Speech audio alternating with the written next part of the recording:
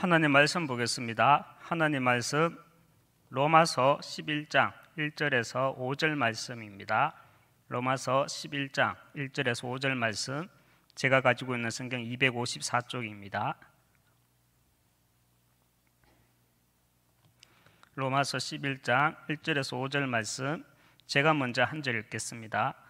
그러므로 내가 말하노니 하나님이 자기 백성을 버리셨느냐? 그럴 수 없느니라. 나도 이스라엘이니요 아브라함의 씨에서 난 자요 베냐민 지파라.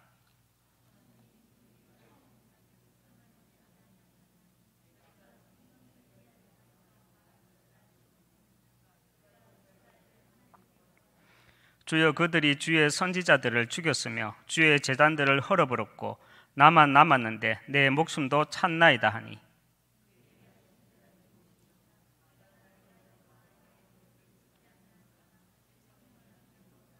같이 읽겠습니다. 그런즉 이와 같이 지금도 은혜로 택하심을 따라 남은 자가 있느니라. 아멘.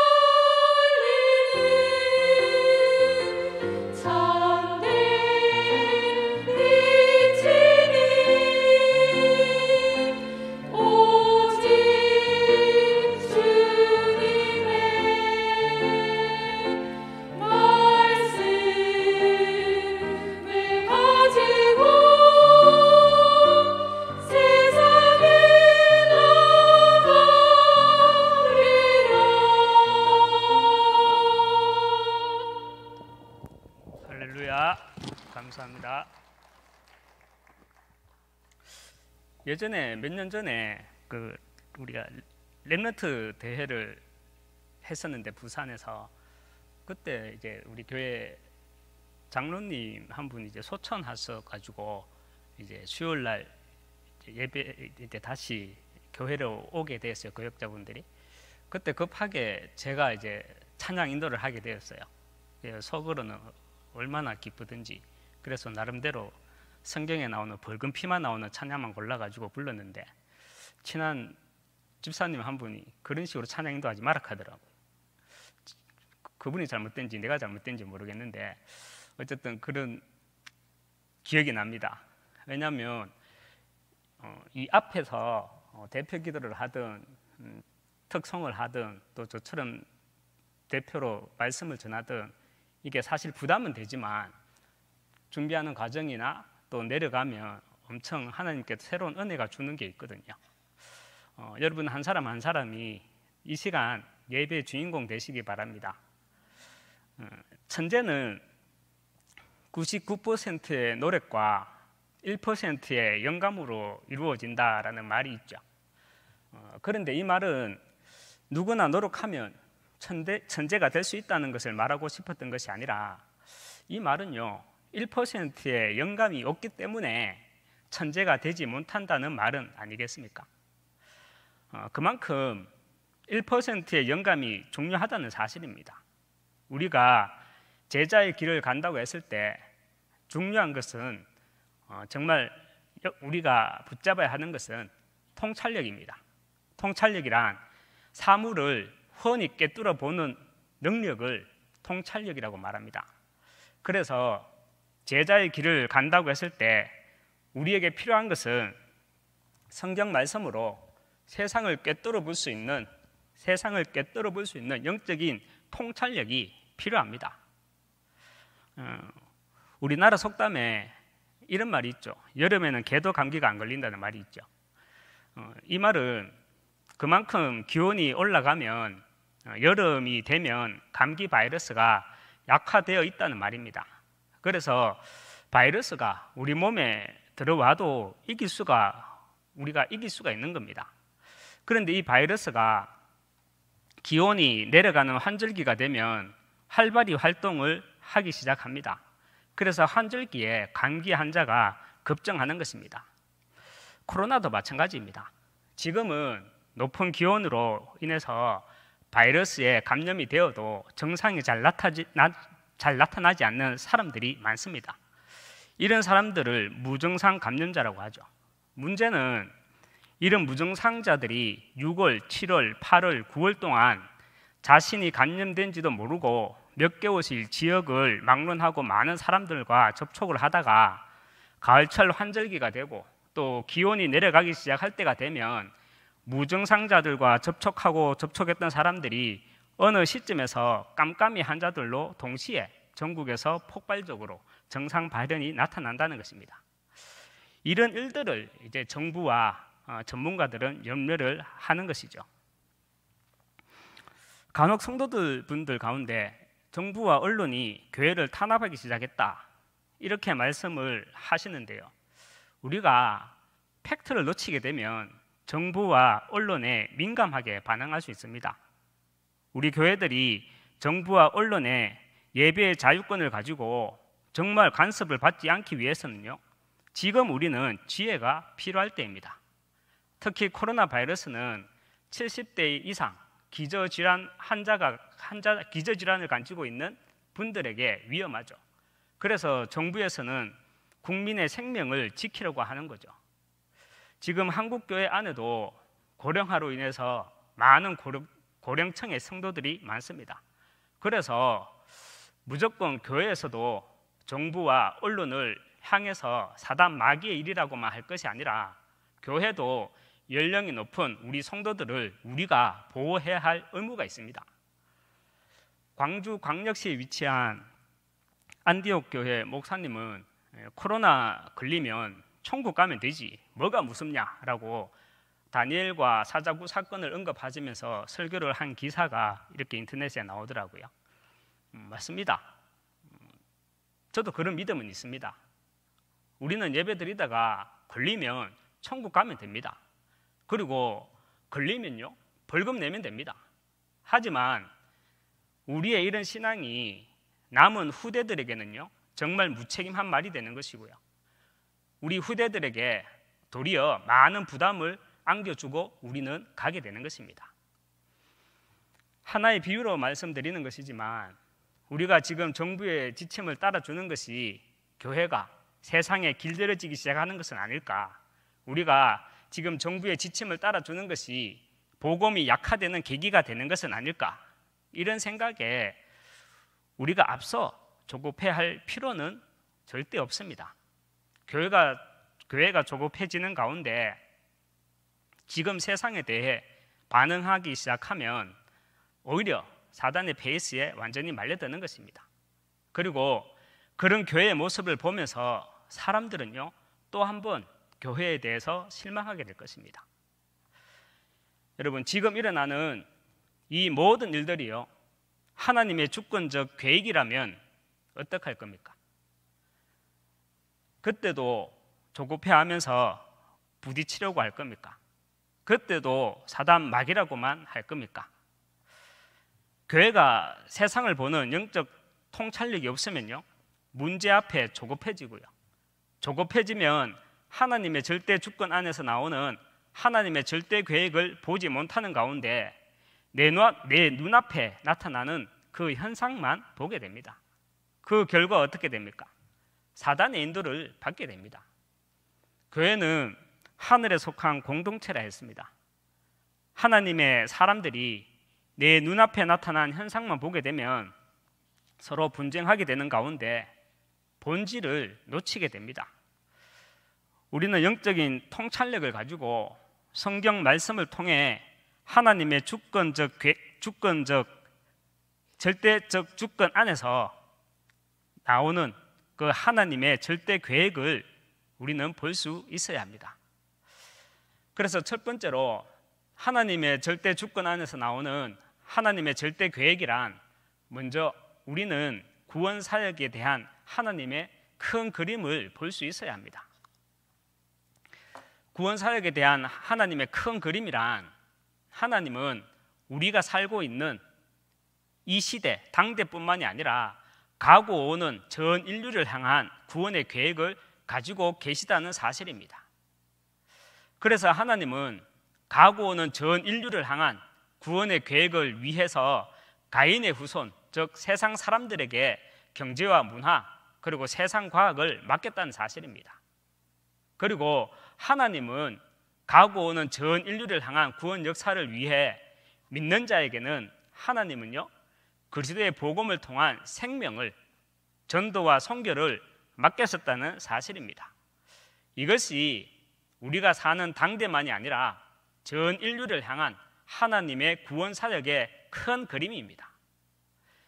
2020년 1월 기준으로 세계 10대 기업을 보면요, 중국의 알리바바와 텐센트와 같은 중국의 2개 기업과 애플, 마이크로소프트, 구글, 아마존, 페이스북, JP모건, 존슨앤존슨 등과 같은 나머지 8개 기업이 유대인 기업입니다. 이번 코로나 팬데믹으로 인해서 전 세계적으로 많은 기업들이 손실을 보았지만요, 이들 10대 기업은 단 몇 달간 1,000억 원이라는 이익을 내었습니다. 여러분, 이런 생각 하지 않았습니까? 저는 이런 생각 정말 많이 했거든요. 궁금했고 많이 했습니다. 하나님은 예수님을 그리스도로 고백하는 자들에게 돈 많이 벌도록 해서 경제와 문화를 맡기시면 전도 선교 참 잘 될 것인데, 왜 하나님은 불신자들과 또 예수님을 그리스도로 고백하지 않는 저 유대인들에게 하나님은 우리가 그렇게 갈망하는 경제와 문화의 복을 줘서 세상 경제와 문화를 정복하고 다스려 나가게 하시는 것일까? 이런 생각 해보지 않았습니까? 우리는 성경 말씀을 통해 영적인 통찰력으로 전 인류를 향한 하나님의 구원 사역에 대한 큰 그림을 볼 수 있어야 합니다. 여러분, 하나님은 이미 자신의 구원 사역에 대한 큰 그림을요, 성경 말씀을 통해서 미리 말씀하고 있습니다. 단지 전 세계 교회는 구원에 관한 하나님의 큰 그림을요, 미리 볼 수 있는 영적인 통찰력이 없는 것입니다. 여러분, 창세기 3장이 무슨 말씀입니까? 뱀 이야기를 하는 것이 아니라 사단의 존재에 대해 분명하게 선포하는 말씀이 창세기 3장입니다. 창세기 4장의 말씀이 또 무슨 내용입니까? 우리는 보통 창세기 4장에 대해 가인과 아벨의 제사만 이렇게 강조를 두고 아벨과 가인의 제사에 대해서만 이야기를 합니다. 하지만 창세기 4장은요, 창세기 6장 네피림 문화의 원인 제공을 하는 세상 인물에 대해 밝히는 내용입니다. 창세기 4장 20절에서 22절에 보면 가인의 후손 야발과 유발 그리고 두발 가인이 나옵니다. 그런데 야발은 가축을 치는 자의 조상 시조로 소개를 합니다. 당시에 가축을 치는 자라고 하면 지금으로 말하면요, 상당한 경제인입니다. 대기업가입니다. 그리고 유발에 대해서는 수금과 퉁소를 잡는 모든 자의 조상, 지금으로 말하면 음악하는 문화인의 시조입니다. 그리고 두발 가인은 구리와 쇠로 여러 가지 기구를 만드는 자라 했는데 지금으로 말하면요, 과학자의 시조입니다. 조상입니다.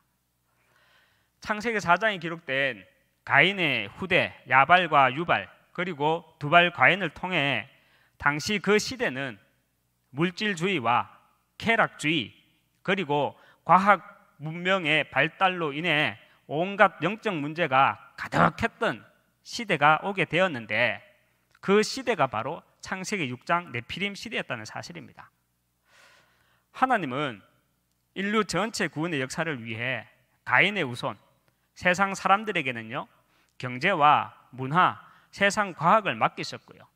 믿는 자에게 하나님은요, 생명을 맡기셨습니다. 그렇다면 하나님이 그렇게 하신 이유가 무엇이겠습니까? 하나님 보시기에는 그렇게 해야 인류가 돌아가기 때문입니다. 하나님이 보시기에는 그렇게 해야 한 영혼도 잃어버리지 않고 전도와 선교가 우리를 통해서 지속되기 때문입니다. 이것이 우리가 살아가는 이 시대뿐만이 아니라 당대뿐만이 아니라 갖고 오는 전 인류를 향한 하나님의 구원 사역에 대한 큰 그림입니다. 그래서 영원이라는 하나님의 시간표를 통해서 전 인류를 향한 하나님의 구원 사역에 대한 큰 그림을 보게 되면요, 두 번째로 우리 모두에게 주신 천명의 그림이 보입니다. 송영교회 시절 새신자 때 저는 큰 갈등이 있었거든요. 그 큰 갈등이 뭐였냐면요, 온전한 주일 성수였습니다. 지금 같으면 여러분들이 잘 이해도 안 될 수 있겠지만요, 저는 그게 정말 갈등이었거든요. 하면 되지, 그게 왜 갈등이냐. 아침 일찍 교회에 와서 저녁에 모든 예배를 마치고 집에 가서는 혼자 이렇게 말씀 정리하고 싶은데 그게 안 되는 거예요. 대예배 마치고 교회에 있으면 마음은요, 운전대에 앉아 있고요, 또 운전대에 앉아 있으면 마음은 또 교회에 가 있고요. 그런데 어느 주일날 또 갈등을 하다가 대예배를 마치고 운전대에 다시 앉았죠. 그래서 운전을 하는데 일이 안 되는 거예요. 마음은 교회에 가 있으니까. 그래서 일을 하다가 그날은 나름 큰 마음을 먹고 다시 교회로 왔는데 오후 3부 예배 시간이었습니다. 예전에 송환교회 시절 오후 3부 예배는 부목사님들이 돌아가시면서 설교를 하던 때가 있었잖아요. 그때 어느 목사님이 설교를 시작하시면서 딱 첫 마디가, 부목사님들은 설교를 잘 하려고 하는 것 같은데 잘 하려고 할 필요 없는 것 같다, 이렇게 말씀하시더라고요. 그 당시 저는 엄청 갈급했거든요. 그래서 은혜 받고 힘 얻으려고 귀를 쫑긋 세우고 이렇게 앉아 있었는데 첫 마디가 설교를 잘 하려고 할 필요가 없다니, 저게 무슨 말이지? 정말 생뚱맞게 들리고요, 정말 무책임하게 들리고 당황스럽더라고요. 그때 저는 완전 초신자였거든요. 담임 목사님 이름만 겨우 외울 정도의 수준, 그런 수준 있잖아요. 그러다 보니까 당시 그 말의 참 의미를 제가 뭘 알아들었던 거죠. 세월이 흘러서 당시 갈급했던 그 초신자가 이제 설교를 시작하게 되었어요. 설교를 시작하게 될 때쯤 신기하게요, 까맣게 잊고 있었던 그 기억들이, 정말 제가 잊고 있었던 그 기억을 하나님이 끄집어내 주시더라고요. 그림으로. 그 그림을 이렇게 끄집어내 주시더라고요. 그래서 저는 그 기억을요, 천명의 그림으로 붙잡았습니다. 여러분, 천명은 귀로 듣는 것이 아니라 천명은요, 마음으로 듣는 것입니다. 우리의 천명이 무엇입니까? 복음 회복입니다. 복음 회복이 무엇입니까? 그리스도 회복입니다. 그렇다면 그리스도 회복을 어떻게 합니까? 로마서 10장 17절과 에베소서 6장 19절 이 말씀만 가지고 해도 우리는 충분히 천명을 회복할 수 있습니다. 믿음은 들음에서 나고 들음은 그리스도의 말씀으로 말미암느니라. 그리스도만 듣고요, 그리스도만 말하는 이것이 복음 회복, 그리스도 회복, 우리의 천명입니다. 나를 위해 구할 것은 내게 말씀을 주사, 바울이 하는 말이죠. 나로 입을 열어 복음의 비밀을 담대히 알리게 하옵소서. 영적 사실과 그리스도를 담대히 말하는 것, 이것이 복음 회복, 그리스도 회복입니다. 우리의 천명입니다. 하나님의 큰 그림을 볼 수 있어야 천명의 그림이 보이고요, 천명의 그림을 볼 때 세 번째, 하나님이 나에게 주신 소명과 사명의 그림이 보입니다. 여러분, 천명은, 사명은 같아야 하고요, 우리의 모두의 것이지만 소명은요, 우리 것이 아니라 나의 것이 있어야 합니다. 3단체들은요, 접신을 통해서 그 영혼을 사로잡아 버립니다. 이해되십니까? 그냥 우리 본부 메시지에서, 또 우리 하나교회 강단 메시지에서 3단체는 접신을 통해서 그 영혼을 사로잡아 버린다, 형광펜 쫙 꺼놓고 그걸로 덮을 게 아니라 그 영적인 의미를 이해하십니까? 접신을 통해서 개인화, 제자화, 세계화 시키는 것입니다. 우리는 각자마다요, 소명의 그림이 있어야 합니다. 여러분, 소명이면 소명이지 또 무슨 그림이냐라고 생각하실 분도 계실 겁니다. 여러분, 나의 CVDIP는요, 성경을 뒤져서 찾아야 되는 것도 맞지만 먼저는 이미 내게 주신 응답을 말씀으로 확인하는 것입니다.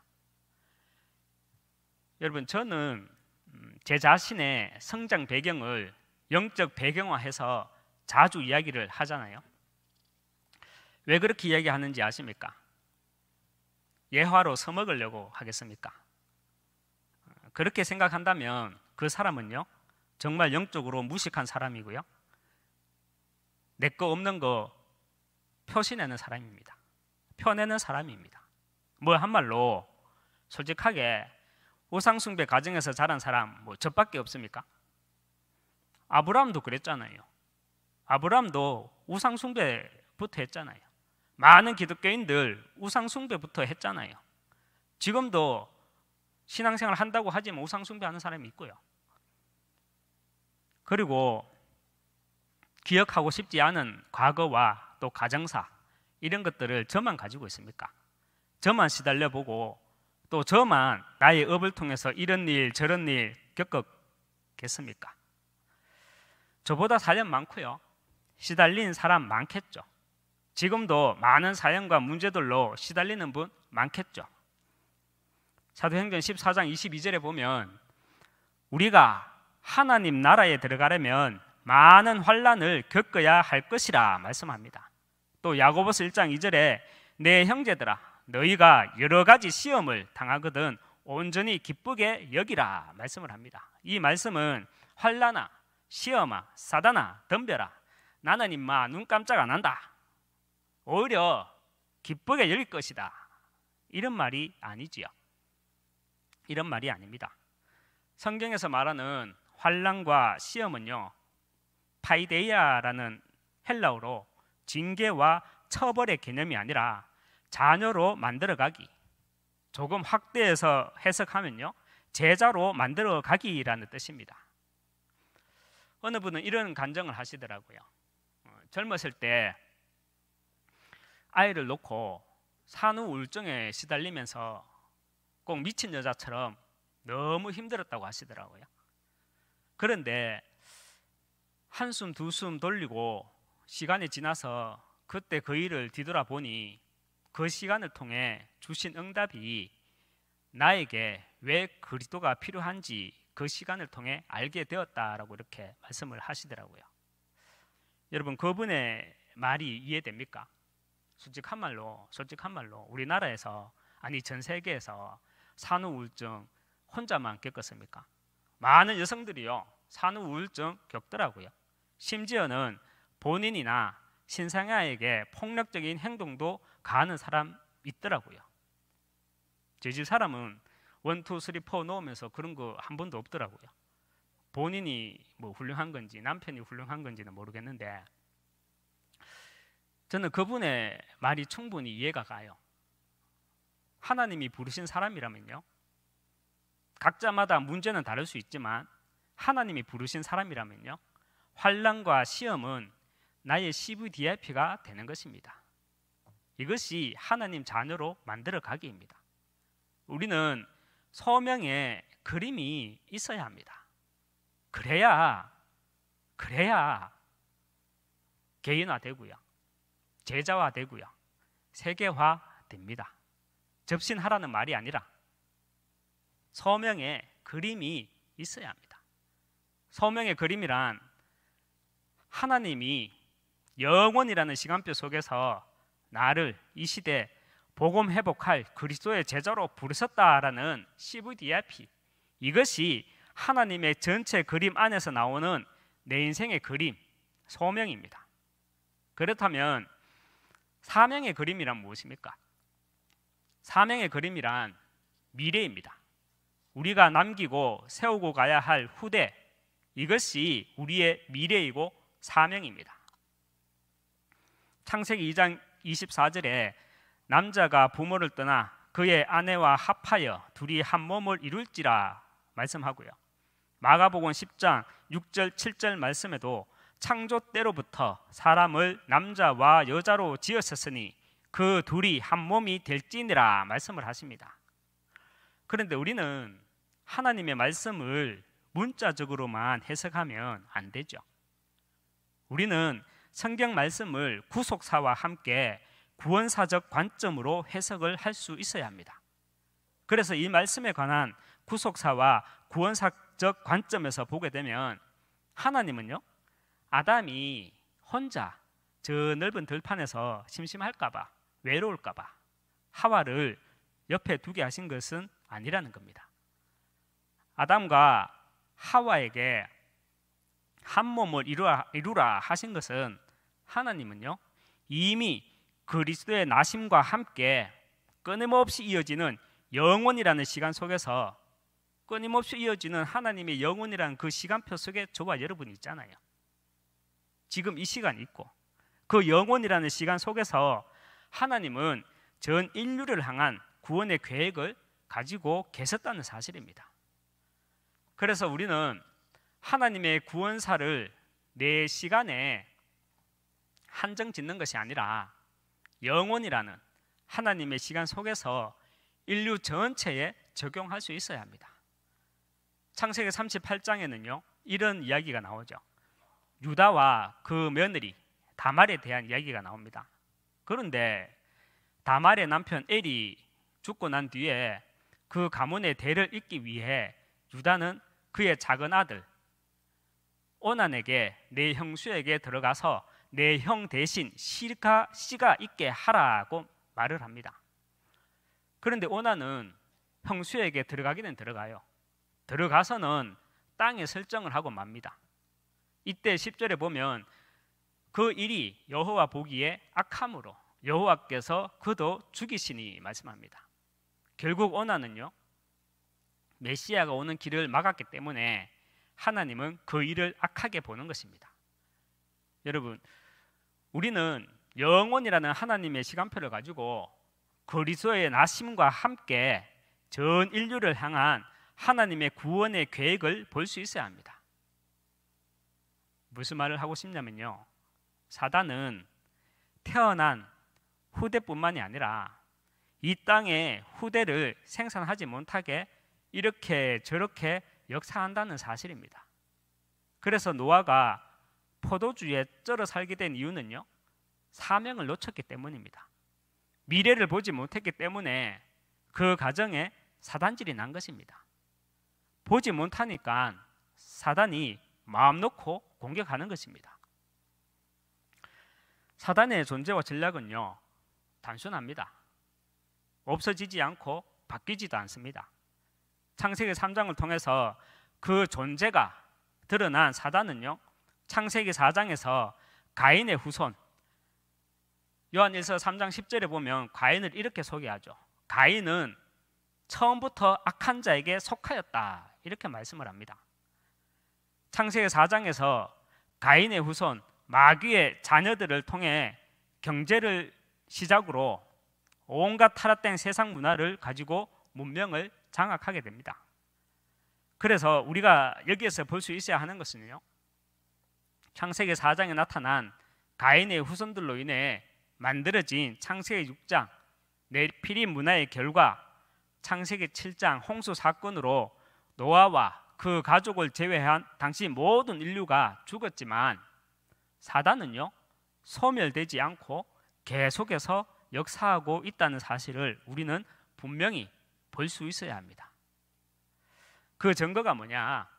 홍수 사건 이후 창세기 9장에서 하나님은 노아와 언약을 맺으십니다.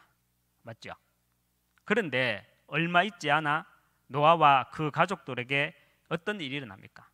노아와 그 가족들에게 일어난 그 사건을 시작으로 인류는 다시 번창하면서 우상과 타락된 문화가 그대로 지금까지 반복되고 있다는 사실입니다. 우리는 하나님의 말씀으로 영적인 통찰력을 가지고 구원 사역에 대한 하나님의 큰 그림을 볼 수 있어야 합니다. 구원 사역에 대한 하나님의 큰 그림이란, 하나님은 인류 전체 구원의 역사를 위해 가인의 후손 세상 사람들에게는 경제와 문화, 세상 과학을 맡겼습니다. 내한테 맡기면 좋겠는데 왜 하나님은 그들에게 맡겼을까요? 그게 하나님 주권이고 하나님의 계획입니다. 그리고 믿는 자에게, 갈릴리 촌뜨기 같은 나에게 하나님은요, 생명을 맡기셨다는 사실입니다. 이것이 하나님의 절대 주권 안에서 나오는 하나님의 절대 계획입니다. 그래서 우리는 하나님의 큰 그림 속에서 이 시대 복음 회복이라는 우리의 천면 그림을 가지고 있어야 합니다. 그리고 우리는 환난과 시험 속에서 나의 CVDIP를 통한 소명의 그림을 가지고 있어야 합니다. 또한 우리는 당대만 볼 것이 아니라 끊임없이 이어지는 영원이라는 하나님의 시간표를 가지고 구원을 이해할 수 있어야 합니다. 사단은요, 이미 태어난 후대뿐만 아니라 이 땅의 후대를 생산하지 못하게 역사한다는 사실입니다. 우리가 남기고 세우고 가야 할 후대, 이것이 우리의 미래이고 우리의 사명입니다. 그래서 우리는 단순히 세상 사람들과 똑같이 아들, 딸 커면은 시집 장가 보내고, 우리가 커면 단순히 두 사람이 한 몸을 이루는 것이 아니라 우리는요, 처음부터 사명의 그림을 그려나가야 합니다. 로마서 11장 5절 말씀에 그런즉 이와 같이 지금도 택하심을 따라 남은 자가 있느니라 말씀을 합니다. 이 말씀의 응답이 저와 여러분이 되시고요, 이 말씀의 응답으로 영원 속에 있는 제자 남기는 우리 하나교회 되길 기도합니다. 말씀을 맺겠습니다. 우리는 잘나봐야 100년입니다. 건강해봐야 100년입니다. 인간의 시간을 보고 오늘을 살아가는 것이 아닙니다. 우리는 하나님의 시간, 영원을 보고 오늘을 살아갈 때 미리 보기가 되는 것이고요. 너희는 먼저 그의 나라와 그의 의를 구하라. 그리하면 이 모든 것을 너희에게 더하시리라 라는 하나님의 그림이 보이게 됩니다. 하나님의 일을, 하나님의 일하심을 볼 수 있는 영적인 통찰력으로 천명 그림, 소명 그림, 그냥 사명이 아니라 사명 그림을 가지고 이 시대 남은 자의 응답 발견하는 은혜 있으시기 주님의 이름으로 축원합니다. 기도하겠습니다. 하나님 아버지, 각자 처소에서 우리가 말씀으로 은혜 받고 또 각자 있는 처소에서 내가 제자 되고 또 제자 세우는 귀한 응답으로 우리 한 사람 한 사람을 인도하여 주시옵소서. 특별히 하나님 아버지, 못난 자를 부르신 게 아니라 단순한 자를 불렀다고 했습니다. 다른 세상 것에 복잡한 것이 아니라 모든 문제는 망가지지만 그 복잡함을 보고 사는 세상 사람들과는 다르게 단순하게 하나만, 하나님 떠난 문제, 제 문제, 사단 문제, 이 하나만 볼 수 있는 영적인 통찰력을 주시고 영적인 눈을 주셔서 이 시대 남은 자의 응답 누리고 또 내가 가더라도 다시 올 남은 자를 남기고 세우는 영원히 남는 사역에 우리 하나교회 모든 성도들을 사용하여 주시고 축복하여 주시옵소서. 예수 그리스도 이름으로 기도합니다. 아멘. 만유의 주 되신 우리 주 예수 그리스도의 은혜와 하나님의 크신 사랑과 성령의 내주인도 역사 교통 충만하심이 영원을 아는 자로 남은 자의 응답을 누리고 또 남은 자를 보는 가운데 복음만 말하고 복음만 전하는 가운데 하나님의 나라가 임하기 원하는 모든 하나님의 사람들 머리 위에, 몸된 교회 위에, 가정 위에, 우리 후대들 위에 지금부터 영원토록 항상 함께 있을지어다. 아멘.